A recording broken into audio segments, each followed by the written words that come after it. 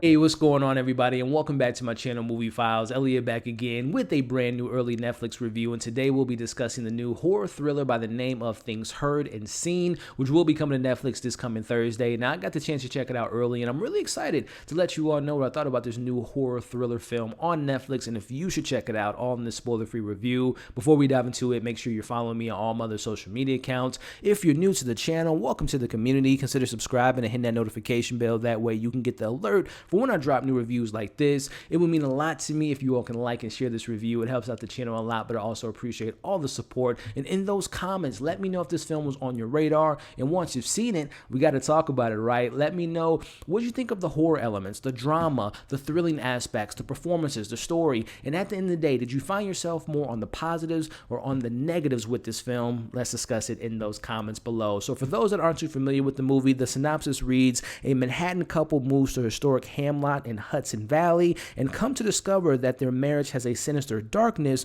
one that rivals their new home's history. And this movie is based on a novel. So going into this film, when it comes to Netflix horror thriller movies, it's kind of a mixed bag for me personally. Sometimes they're too melodramatic, sometimes they're anticlimactic, so their movies are a little bit 50-50. Their shows, on the other hand, on Netflix, Haunting House, The Haunting on Hill House, Paranormal, and a couple other projects that I've seen on that platform. I enjoy their series, not so much their movies, but nonetheless, I'm a horror fan, so I was going to check it out regardless. And then when it comes to the star of this film, Amanda Seyfried, I'm a fan of her work, and I just talked about it just a couple months ago when I reviewed Mank. I was so impressed by her performance that I couldn't wait to see what she does next.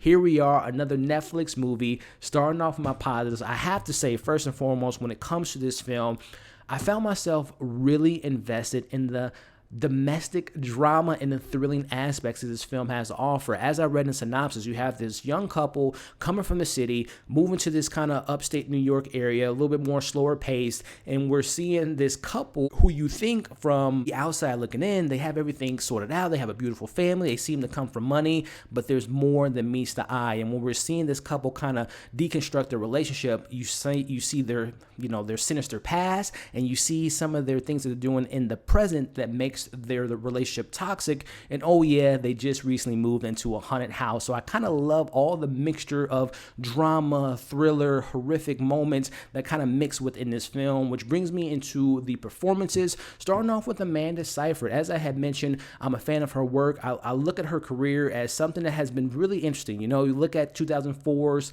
Mean Girls. She's been in some other comedies like Ted 2. She's been in some other horror films like Jennifer's Bodies and First Reformed.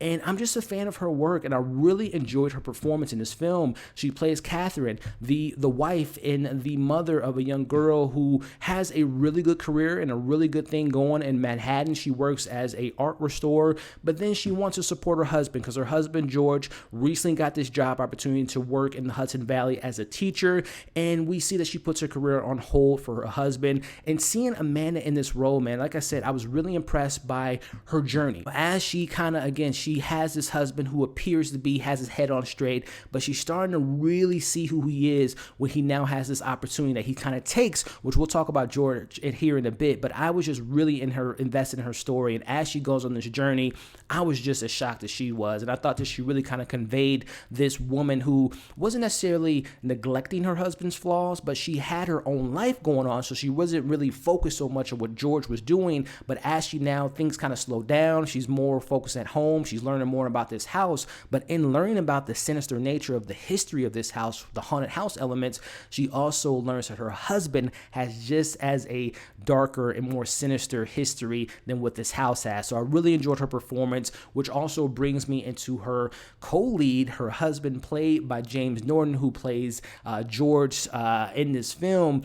Someone who does such a good job in this movie in conveying this kind of privileged man who seems to have everything handed to him, who seems to have this really good charm. People love him. He makes people laugh, feel comfortable. But the more and more you meet George, you see that it's all a facade. I'll just kind of leave it at that. And it's been so interesting seeing James. I talked about being a fan of Amanda and her acting career. I've seen some projects of James Norton. I've seen him in like supporting roles like Little Women. He's been in some TV shows. But and I know some people like have fan casting him as the next James Bond. I don't really see that. But after watching this film, I can see him playing a really good James villain. And I'll just kind kind of leave it at that. But I really enjoyed his performance because, again, he has the appearance of just a guy that has everything going for him, the beautiful wife, the family, a good career as his teacher, but he has a true nature, a darker nature, and if he wants something, he's going to just take it. And I really enjoyed that performance that we got with that character, and I thought both performances and seeing their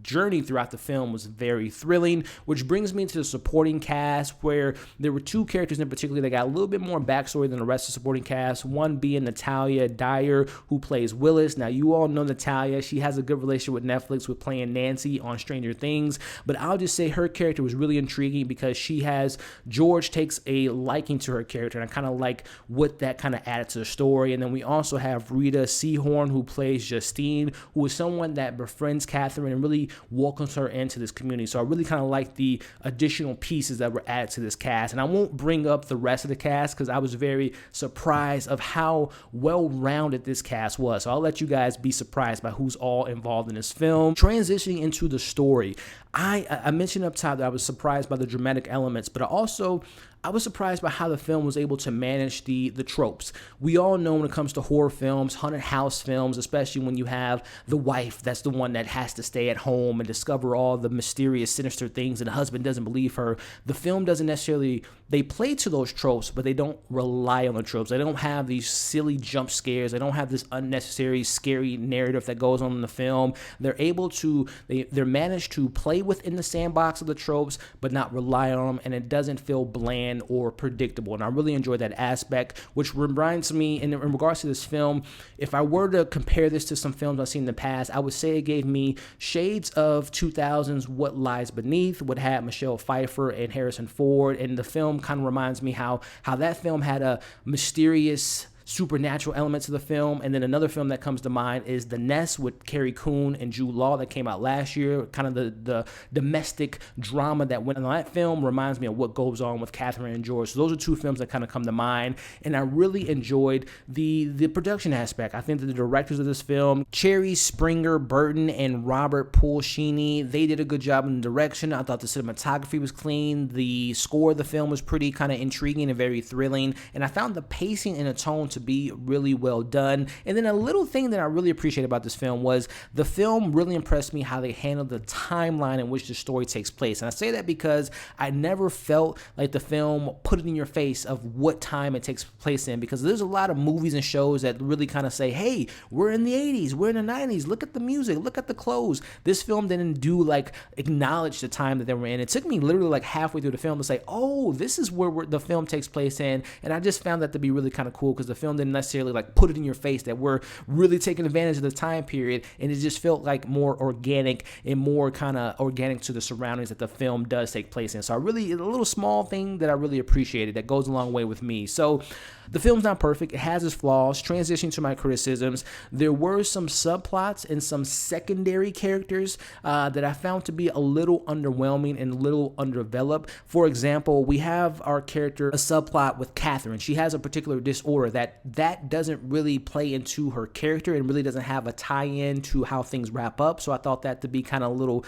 unnecessary to kind of have that as a character flaw. And then also I mentioned Willis's character. She has a certain subplot involving one of our characters, and that really it plays into the narrative, but it doesn't really have a conclusion that I found to be satisfying. And also there are some local boys that are involved that have a history with the house that I didn't find their conclusion to be satisfying. So there were, like I said, some subplots, some secondary characters that I found to be a little bit underwhelming in how they handled their stories. And then I personally found the dramatic, thrilling elements to be the best elements of the film. But when it comes to the supernatural horror elements, which I found to be interesting how they handled it. Now, again, horror is very subjective. I didn't find this film to be horrific or scary whatsoever.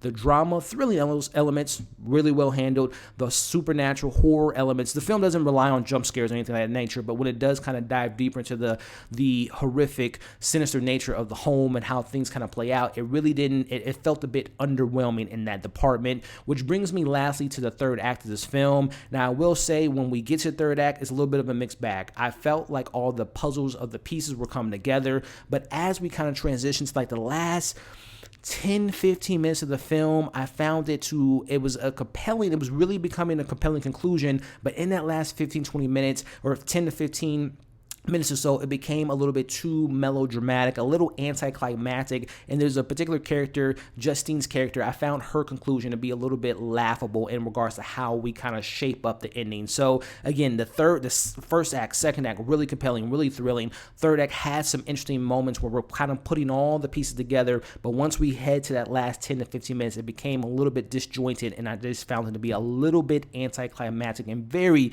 melodramatic. But before I give you all my overall score and my rating and my thoughts on the film, make sure to like the video, share the video, leave your thoughts in the comments, and of course subscribe to the channel, hit the bell, that way you don't miss any of my other reviews. With that being said, overall I am very surprised by how much I enjoyed the majority of this film. I felt that the performances were interesting and compelling, especially from Amanda and James. The family drama never felt too over the top or too lifetimey. It felt like an actual genuine drama, family drama with some deep, dark, sinister history moments. The film didn't have the highest note that it ended on, especially after the first two promising acts, and there were some shortcomings in some of the subplots and secondary characters, but overall I have to say I found more positives than negatives. So with that being said, I'll give this Netflix horror thriller film, Things Heard and Seen, a solid 3.5 out of 5. I was really invested in the drama. I liked the performances. I liked the story. Had some shortcomings, but overall, I recommend you all give it a watch. And when you do,